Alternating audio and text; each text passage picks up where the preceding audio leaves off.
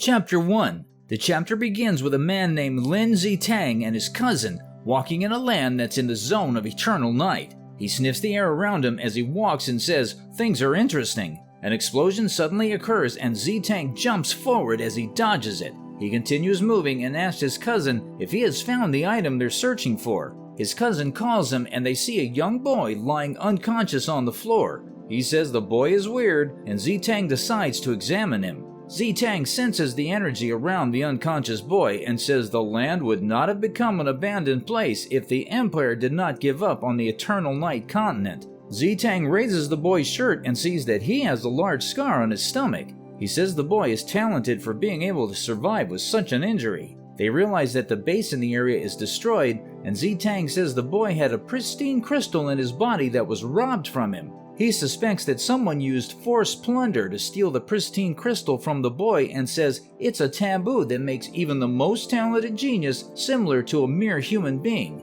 Zitang says the boy's foundation is severely damaged and says his cultivation talent is stronger than the people around, but it is not a first-class talent. The boy opens his eyes and wonders who is talking. He sees Zitang and says he looks clean as he closes his eyes again. The young boy suddenly sees himself standing in a strange void and he sees that the sky is blue. He wonders if he is dead and a warm hand holds his hand. He notices how warm the hand is and realizes it belongs to his mother. The boy's mother cries and he asks her why is she crying as he says he has already given her his bread. The boy apologizes to his mother as she produces a key. She continues crying as he says it's difficult to understand girls. He yells and tells her to stop crying but suddenly wakes up as he sweats. The boy wakes and sees Zitang sitting beside him and looking at the paper. He pants as everywhere becomes silent. Zitang's cousin suddenly begins laughing and says the boy called Zitang his mother. He says Zitang is persistent with the young boy because he is his mother and asks why he wasn't aware as he continues laughing and joking around. The boy realizes he's grabbing Zitang's hand and suddenly lets go. Zitang's cousin asks the boy for his name, but the boy doesn't respond. He tells him to show some respect because he's the one who found him. The boy suddenly grabs a pen that's on the table and decides to use the pen as a weapon. He asks Zitang and his cousin who they are and asks why they brought him to the building. Zitang says he's holding a pen and not a weapon. He then says that they aren't enemies and reaches out to take the pen. The young boy realizing that a pen isn't a weapon. Zitang picks up an apple and tells the boy that the pen in his hand is a tool like his goggles and not a weapon. He throws the apple at the boy and the boy stares at it. He realizes it smells nice and begins to drool as he continues staring at it. He then decides to return the pen to Zitang and acknowledges that it's actually a tool. He asks where it is and asks Zitang who he is. Zitang's cousin says every kid he picks up will ask him who he is as he pats his shoulder. Zitang pushes his hand away and introduces himself to the boy. He says he is someone who can take him away from the Eternal Night Sovereign.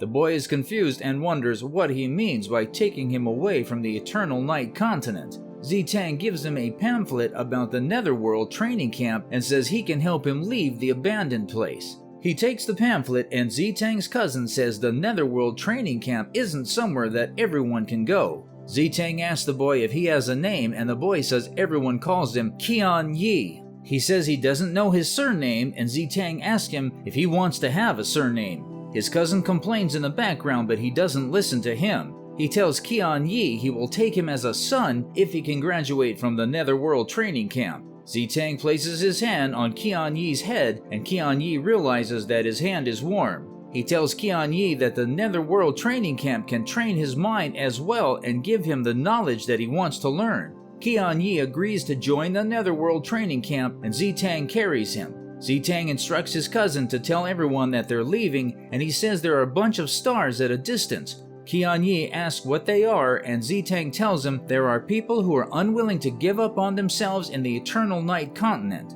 The Eternal Night continent is twilight most of the time, especially in the dark season. The orbit of the upper continent blocks the sunlight, therefore there are only a few hours of daylight, which makes it an abandoned continent. A month later, a man named Shi Yan drives an SUV and drifts around. Qian Yi stops himself from throwing up as he panics, and the man asks him how he's doing. Shi Yan says they are about to fly and drives off the edge of the road as Qian Yi holds himself. They see a man standing on the road and Shi Yan drifts and parks the car. Shi Yan meets the man whose name is Long Hai, and Long Hai says he is 3 minutes late. Shi Yan tells him he encountered a team of Dark Tribe members as he was on his way and he wasted some time trying to get rid of them. Qian Yi trembling as he steps out of the car. He stops himself from throwing up and says he won't take food out of his stomach as his eyes spin. Qian Yi notices as Long Hai and Shi Yan stare at themselves and wonder what's going on.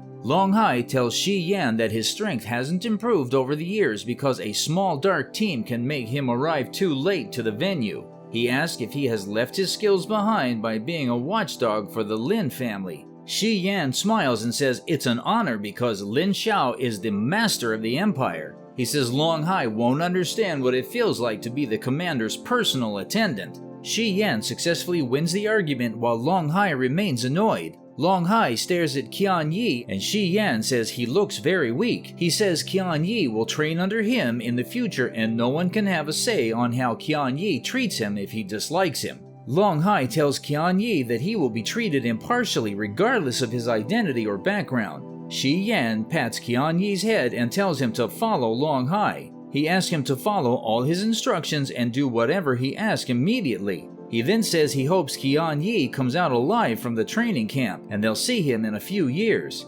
Qian Yi adjusts his goggles as Shi Yan lets go of his head. He suddenly regains his senses as Shi Yan taps him and tells him to walk to Long Hai. Qian Yi slowly walks to Long Hai and turns around as Shi Yan wakes him goodbye. Long Hai asks if he can keep up with his short legs and they continue walking. They suddenly arrive at a cliff and Qian Yi is shocked by what he sees. He says the valley in the clouds is like a giant beast with a big mouth and notices that the Netherworld training camp is hidden in it. Qian Yi is still amazed by what he sees and Long Hai welcomes him to hell. In a warehouse in the Netherworld training camp, the training camp ushers in a new batch of students. Long Hai puts his hand down after staring at his watch and sees several new students standing in front of him. He stares at the students and begins to address them as he says they only need to remember 3 things in the Netherworld training camp. The students tremble as he says the first thing they have to remember is to obey. He says the second thing is they'll have to continue obeying, and it frightens the kids.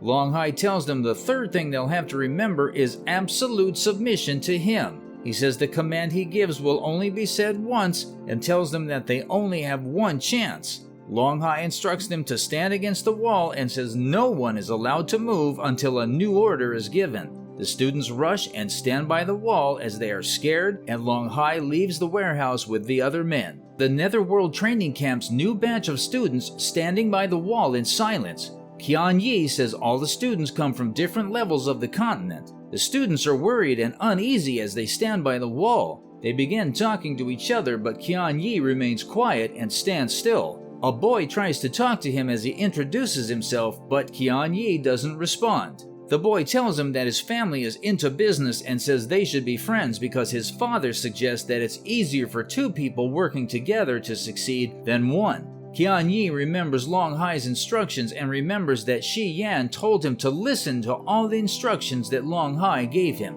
He decides to remain quiet as he doesn't respond to the boy, and the boy wonders if he is mute. Several students talk around Qian Yi, but he doesn't move and pretends they aren't present. The door suddenly opens as several kids play around, and Long Hai suddenly appears with several men in a threatening manner. The children who are playing and messing around are shocked and they suddenly become quiet. Long Hai instructs the men to move out and says he is worried about not impressing the new students enough. The men run around and grab the students who failed to comply with Long Hai's instructions. A boy tells Long Hai that his uncle is not someone he wants to offend. Long Hai tells him everyone who is a student will be treated equally for disobeying the rules. 1/3 of all the students were taken away, and the boy beside Qian Yi holds his hand in fear. He suddenly falls to the ground as Long Hai stares at him, and a man carries him and takes him away. Long Hai instructs the rest of the students to assemble at the playground and says their first day of training has begun. Qian Yi eats in a calm and slow manner while the other students complain about the food. He enjoys swimming in the water and some others cough in the process.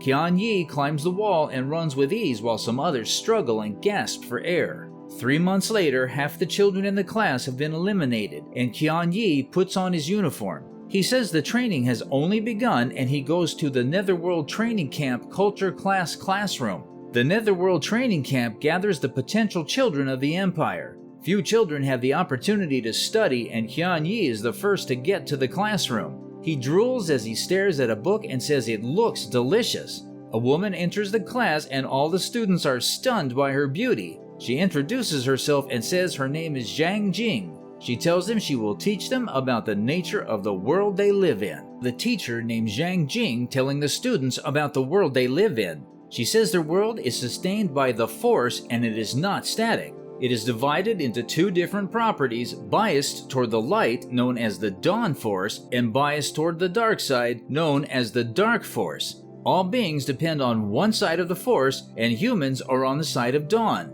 The Dark Tribe that has enslaved mankind for thousands of years is on the side of eternal night. The Dark Tribe possesses monsters such as werewolves, vampires, demons, and human-faced Nerubians, and they are all powerful races. She says there are degrees of bias towards races of the same faction. She says humankind is strange because there are man-people who devote themselves to the side of dawn, but there are others who are inclined to the eternal night. Zhang says some people devote themselves to eternal night even after awakening the Dawn Force. She says there is the purest force between the eternal night and Dawn Force. Only a few people can feel the original force, let alone cultivate it. She says there is no race that corresponds to the original force. She taps the table and a hologram projector emerges. She says the world is divided into continents with a multi-layered structure. The upper continents block the sunlight and the lower continents have less time for sunlight. The force attributes of each continent are different because some are located on the side of dawn while others are on the side of eternal night. Zhang points at the hologram and says the location has the longest night of all the continents, but it is the place of origin of all the races. She says the continent is dispensable on the Empire's map and is called the Eternal Night Continent, or also the Abandoned Land. Qian Yi is shocked as he hears the teacher and remembers his time in the ruins of Eternal Night Continent. Qian Yi takes some food from the people he is living with and takes it to an old man. He holds the man's hand as it trembles and the man dies. He cries as he wonders why it's so difficult to live in the dark world, and he continues crying as he watches as the man is buried. Zhang says she will talk about the Dark Wars in their next lesson, but says they'll have to pass her test. Qian Yi continues crying as the class ends, and he stands up. He leaves the class and returns to his room where he studies and prepares for the upcoming test. He studies without rest as Long Hai observes him, and he gets to the class. Qian Yi writes the test and smiles as he leaves after writing. The following day, Zhang enters the class and asks if the class is excited because she is about to announce the top 5 students of the test. The end.